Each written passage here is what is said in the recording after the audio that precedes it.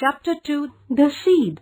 Long, long ago, in China, there lived a wise emperor, whose once dark braid had turned the color of new fallen snow. He was old, and it was time for him to choose a successor. Although he had many sons and grandsons to choose from, the emperor felt that power and wealth had made his heirs lazy. He wanted to appoint someone outside the family.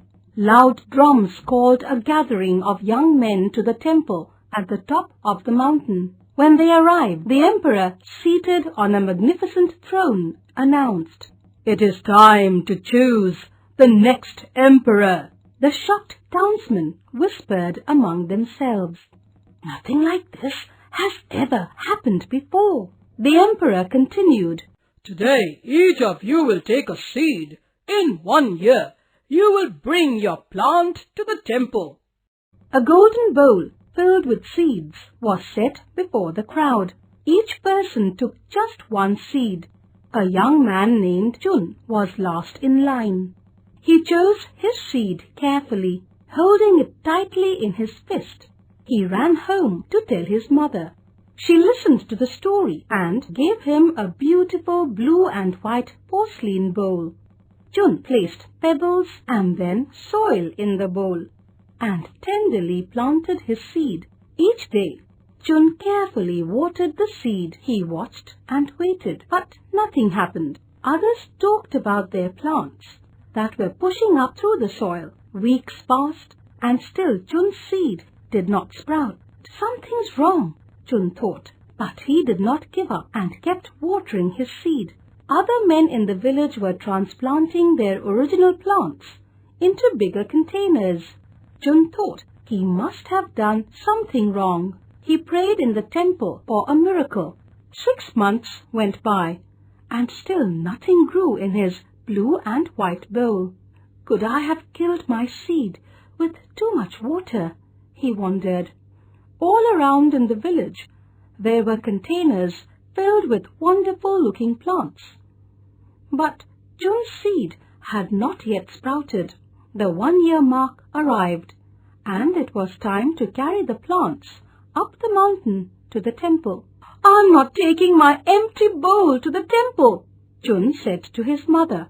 "You must go," she encouraged. "You have done your best and must keep your promise." Although Chun felt sad and a little embarrassed, he carried his empty bowl up the steep stone steps that led to the temple. When he arrived at the top, there were so many plants that it was easy to hide his empty bowl among them. "Those are the most beautiful plants I've ever seen," exclaimed the emperor as he sat on his throne. As he stood up and walked around, he noticed the empty blue and white porcelain bowl behind a big plant. "What's this?" he questioned, holding the bowl in his hands. Chun tried to hide, but those near him laughed and pushed him forward. "What is your name?" the emperor asked. "My name is Chun," he whispered without looking up. "Why did you bring me an empty bowl?" he questioned. "My seed didn't grow," Chun replied. "I failed." "You did not fail," the emperor said. "Last year, I passed out seeds and told you all to plant them. But the seeds I gave you had been boiled. None of them could have possibly grown." He raised his voice and spoke to the crowd. "When you found out that your seeds would not sprout, you substituted other seeds. Only one person had enough honesty and courage to bring me the original seed. That is why Chun will be the next emperor."